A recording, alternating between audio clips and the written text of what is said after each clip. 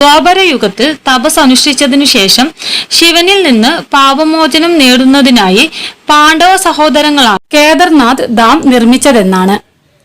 കേദർനാഥിന്റെ സൃഷ്ടി. നരന്റെയും നാരായണന്റെയും രണ്ട് അവതാരങ്ങളായ വിഷ്ണു ഭഗവാൻ ഭാരതഖണ്ഡയിലെ ബദ്രികാശ്രമത്തിൽ കഠിനമായ തപസ് ചെയ്തപ്പോൾ അവർ ഭൂമിയിൽ നിന്ന് മനോഹരമായ രൂപത്തിൽ പ്രത്യക്ഷപ്പെട്ട ഒരു ശിവലിംഗത്തെ ആരാധിച്ചു എന്നതാണ് ഐതിഹ്യം. ഇത് ശിവനെ സന്തോഷിപ്പിക്കുകയും തുടർന്ന് അവർക്ക് മുന്നിൽ പ്രത്യക്ഷപ്പെട്ട് ഒരു വരം ചോദിക്കാൻ ആവശ്യപ്പെടുകയും ചെയ്തു. തുടർന്ന് നരനും നാരായണനും കേദർനാഥിൽ ഒരു ജ്യോതിർലിംഗമായി സ്ഥിരമായി താമസിക്കുവാൻ ശിവനോട് അഭ്യർത്ഥിച്ചു. ശിവനെ ആരാധിക്കാൻ ഇവിടെ വരുന്നവർ ജീവിതത്തിൽ അവരുടെ കഷ്ടപ്പാടുകൾ നീക്കണമെന്നും അവർ പറഞ്ഞു. 400 വർഷമായി മഞ്ഞു മൂടിയ ക്ഷേത്രം കേദർനാഥ് ധാം ക്ഷേത്രം.